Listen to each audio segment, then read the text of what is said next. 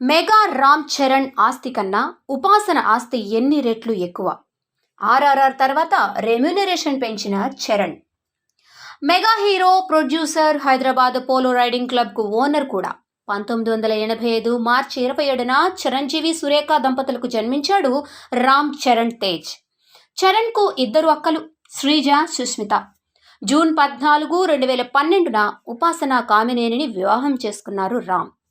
పూరి జగన్నాథ్ దర్శకత్వంలో 2007లో విడుదలైన చిరుత సినిమాతో హీరోగా తెరంగేట్రం చేశారు. తొలి సినిమాతోనే హిట్ అందుకున్న చరణ్కు ఆ సంవత్సరానికి ఉత్తమ నూతన నటుడిగా Filmfare award, Nandi special jury అవార్డులు వచ్చాయి. ఆ తరువాత ఎస్ఎస్ రాజమౌళి దర్శకత్వం వహించిన మగధీర చిత్రం సైతం సంచలన విజయం సాధించడంతో పాటు ఆ సంవత్సరానికి ఉత్తమ నటుడిగా Filmfare award, Nandi special jury అవార్డులు దక్కాయి. మగధీర విజయంతో చరణ్ తెలుగు సినిమాలో తనకంటూ ఒక ప్రత్యేక గుర్తింపును సంపాదించుకున్నాడు. 2011లో రచ్చ, 2012లో ఆరెంజ్, 2013లో వివి వినాయక్ దర్శకత్వంలో వచ్చిన నాయక్లో నటించాడు. పైడిపల్లి వంశీ దర్శకత్వంలో అల్లు అర్జున్తో కలిసి ఎవడు, ఆ తర్వాత తుఫాన్ చిత్రాలలో నటించాడు.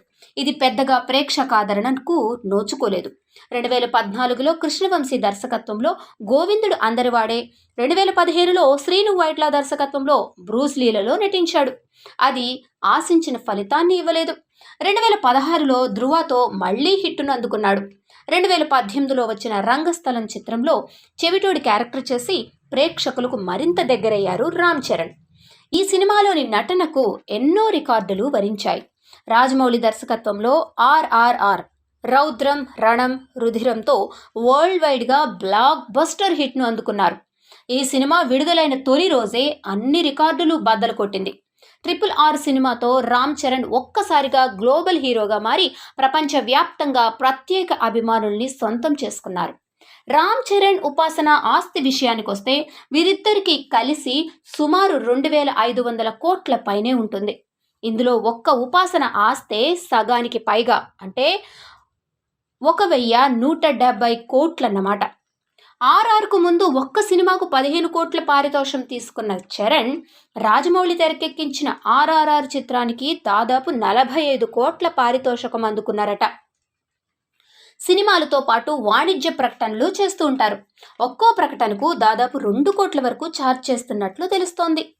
చెర్రీ ఇప్పటి వరకు 30కి పైగా ప్రముఖ బ్రాండ్ల ప్రకటనల్లో కనిపించారు. ప్రస్తుతం నెలకు కేవలం ప్రకటనల ద్వారానే 3 కోట్లు సంపాదిస్తున్నట్లు సమాచారం. ఇవే కాక రామ్ చరణ్కు హైదరాబాద్లోని జూబ్లీ హిల్స్లో దాదాపు 25,000 చదరపు అడుగుల విస్తీర్ణంలో విశాలవంతమైన ఒక ఇల్లు ఉంది. ఆ ఇంటి విలువ దాదాపు 38 కోట్లుగా ఉంటుందని అంచనా.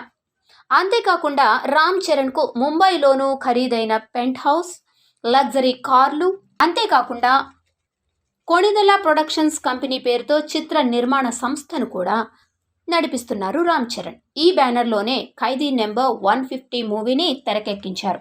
ఇవే కాక రామ్ చరణ్ ట్రూజెట్ అనే ఎయిర్లైన్ సంస్థను కూడా నడుపుతున్నారు. ఇలా అన్ని విధాలుగా ఆస్తులు, వ్యాపారం కలిపి చూస్తే రామ్ చరణ్ ఆస్తుల విలువ అక్షరాల 1370 కోట్ల రూపాయలు. ఇక తన భార్య ఉపాసన ఇండియాలోనే బడా వ్యాపారవేత్త కుటుంబానికి చెందిన అమ్మాయి.